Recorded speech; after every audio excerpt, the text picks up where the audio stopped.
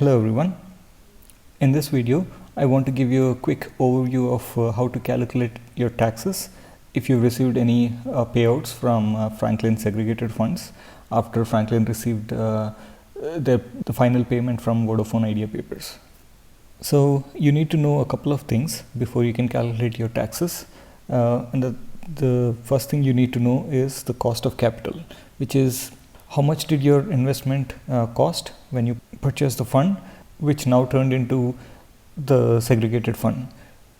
And the second thing that you need to find out is if your investment is going to be a long-term capital gain or a short-term capital gain, because based on that your tax will be different.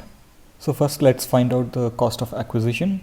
So the Union Budget 2020 Finance Bill states that the cost of acquisition of a segregated fund would be in the same proportion as the net asset value of the segregated fund the day before it was segregated.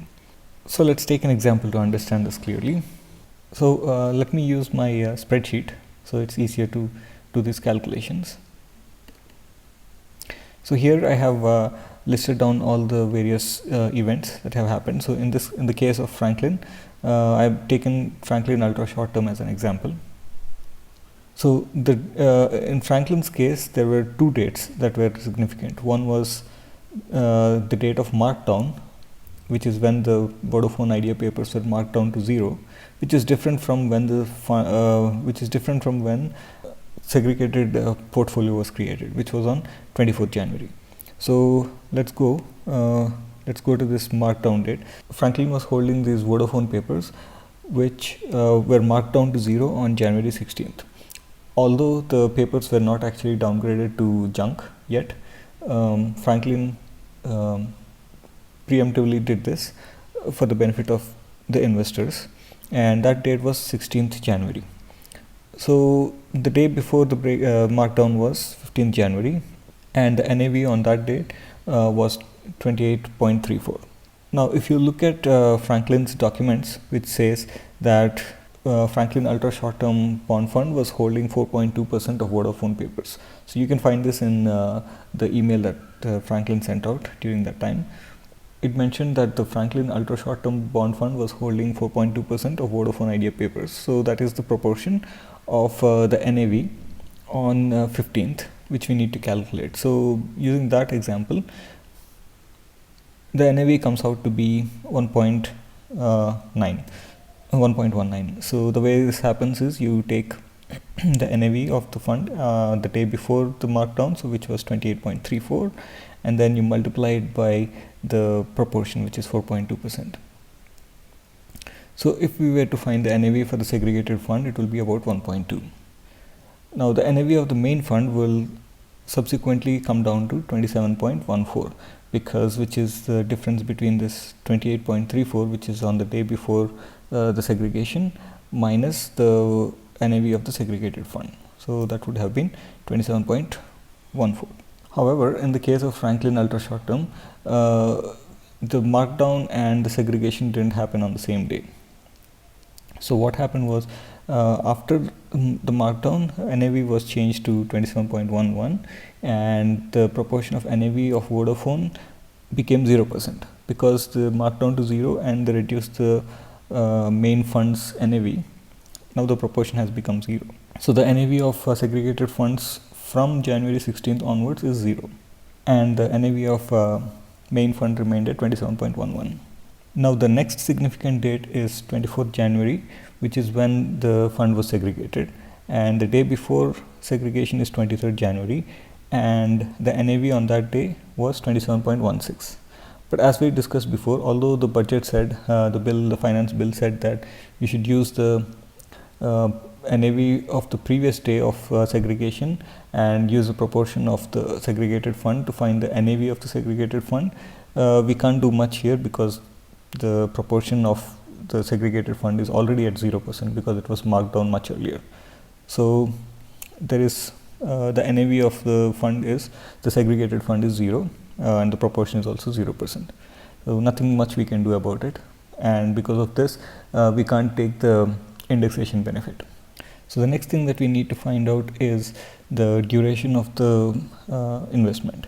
So in this case, the bill also mentions that investment in the segregated portfolio will be like the original units as they were purchased in the main portfolio, which means that all the investments that you did 3 years before the payout date, which was on July 10th, 2020, will be considered as long term. So if you had invested before July 10th, 2017, then that would be long-term investment, and anything after July 10th, 2017 is considered to be a short-term capital gain. So now that we know the NAV, the cost of acquisition, as well as the duration, we can find out the taxes. So let's go over this exercise. Let's say we have two transactions. One investment that was done 3 years before the payout date, so something before July 10, 2017, and another investment which is done in the short term, which is somewhere between July 10, 2017 to July 10, 2020. So let's say I invested something on January 1st, 2017, which is 3 years before the payout date. So this must be the long-term investment. So this is a purchase, and I purchased, let's say, 10,000 units, and the NAV on that date is 0, because as we discussed earlier, the cost of acquisition, no matter when you purchased, is going to be 0, and the amount will then be the number of units times NAV, which is still 0. And this is a long-term investment. Now let's say you made another investment on January 2018, and this is again you purchased, and you purchased, let's say, 10,000 units. Again the NAV is 0, and the amount is still the same thing, and this is short-term. Now Franklin has paid out all your investments on 10th July 2020. So 10th July 2020, you got all your redemptions. So this is redemption, and I will do this redemption in 2 separate rows, but in your payout you would have gotten as a lump sum everything put together, but for the benefit of doing taxes, we will do this separately. So for the first redemption will be the 1,000 units that were invested 3 years ago, and now the NAV has changed to 1.432, because that's what Franklin says is the NAV. So then the amount is the units times NAV, which is this much, and this is for the sale of 2000 investment, right? Then we have another redemption on the same day, and this time also it is 10,000 units, which is from the second purchase, and the NAV is the same, and the amount is again the same, right? And this is for the sale of 2018 investment, and this is long term, and this is short term. Now the way you will find the tax is, for the long term investment you have to do indexation, but in this case the NAV of the cost of acquisition is 0, so you can't do any indexation on that. So what you will do is just multiply your total payout, which is the money you received, all of that is completely your capital gain. So you multiply that with 0.2, which is 20% tax rate. So it will come out to 2,864. Likewise, you'll have to do something similar for the short-term capital gain, which is this, times your marginal tax rate. So whichever tax bracket you are in, that will be what you will use here. But let's say you are in 30% tax bracket, then it's 0.3.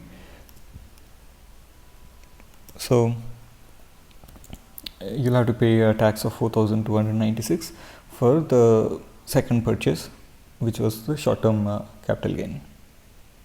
So in total you will be paying the sum of these two in this example. But in your case, like whatever investments you have done, you have to go through all of those investments, find out which ones are long term, and multiply the long term capital gain with 20%.